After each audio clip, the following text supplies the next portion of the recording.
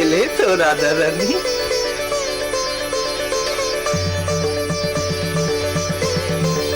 এমনও ছিল আমার সাধন ফলে।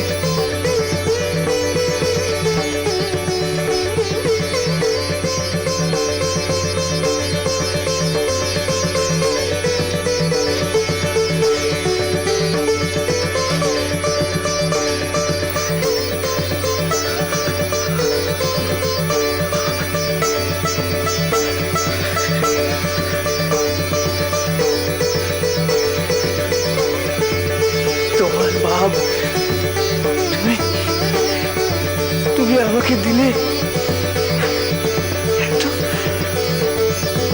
এত পুণ্য, আমার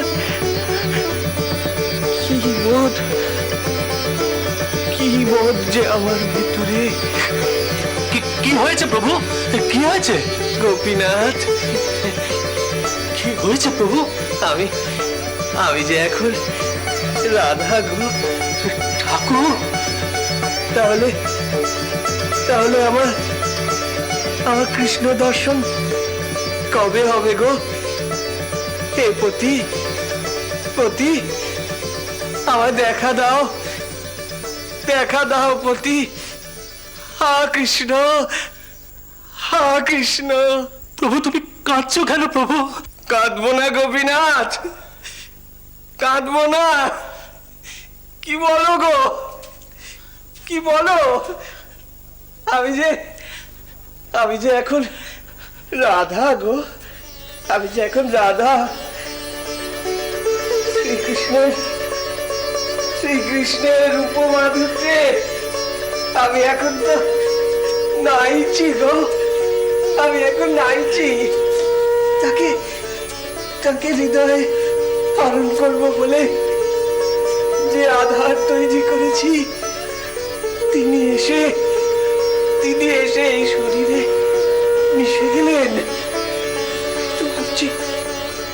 তাই তো ভাবছি কেন আমার শরীর মন পাল্টে যাচ্ছে, কেন আমার এই ব্যাকুল দশা, কেন আমার এই অস্থির ভাব গো, কেন আমার এই অস্থির ভাব? আসলে কি জানো, এই হচ্ছে প্রকৃতির তাড়না গো, প্রকৃতির তাড়না। জটাধারীর রামলালের প্রতি আদর আপনার দেখে মায়ের কোলে টাটানো, মায়ের সখী হিসেবে তাকে সেবা করার স্পৃহা, সব যেন এক জোয়ারের জল উপচে পড়ছে গো, উপচে পড়ছে। দুকুল ভেসে যাচ্ছে গো, দুকুল ভেসে যাচ্ছে। ওগো আমি যে তোমার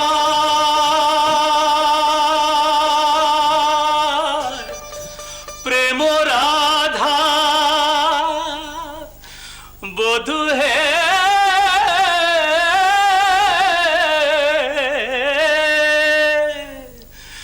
বধূ গোকুলে যে প্রেম হলো না কো সাধা, নদিয়ায় হবে সাধা।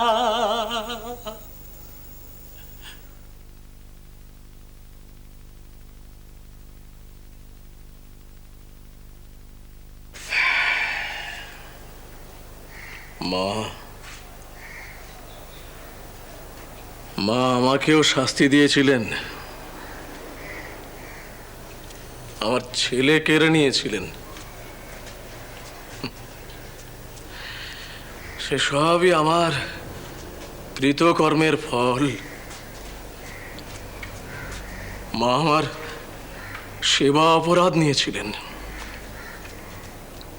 কারণ আমি শক্তি পুজোতে মন ভজাতে পারতাম না।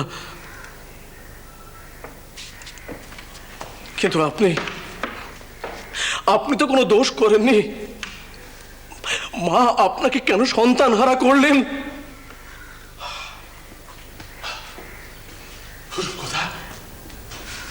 ওসব কথা থাক হলদারি ঠাকুর। মা যা করেছেন তাই হয়েছে। হয়তো বিশ্বজননী আমার পরীক্ষা নিলেন।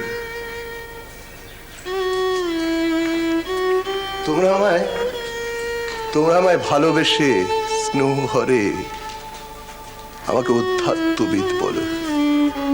ঠাকুরও কারণে অকারণে আমাকে ডেকে ধর্ম আলোচনা করেন। রানীমার মতো তপস্বিনী আমাকে ডেকে অধ্যাত্ম কথা শুনতেন। হয়তো কখনো কখনো অবচেতনে আমি শ্লাঘা অনুভব করেছি। তাতে কি? আমার পরীক্ষা নিলেন মা। এত বড় মূল্য চেয়ে? হবে তাই। খোকা চলে যাওয়ার পর আমি সব মেনে নিয়েছিলাম, সব। কদিন খুব আত্মকষ্টে ছিলাম, পাগল পাগল দিশা ছিল আমার। তারপর হঠাৎই আজ সকালে ঘুম ভাঙার পর মনে হলো,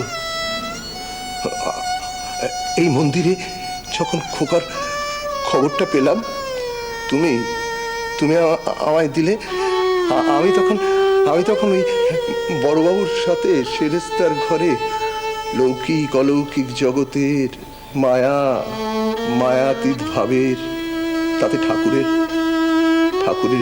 যত সব কথা, জ্ঞান, অধ্যাত্ম আলোচনা এসব করছিলাম। মা তখন অলক্ষে হেসেছিলেন। আমার কি মনে হয় জানো? আমার মনে হয় ধরো অন্য ছেলে যদি কোনো একটা বিপদকে ঝুঁকি নিয়ে গিয়ে যায়, আমরা তাকে বাহবা দিই। তারপর সে যখন দেশের কাজে যায় আমরা গাথা গাই। কিন্তু নিজের ঘরে নিজের ছেলে যখন সব করে আমরা তাকে আটকাই, আঁকড়ে রাখি। মা পরীক্ষা নিলেন, ঠিক তখনই ঠাকুর এলেন।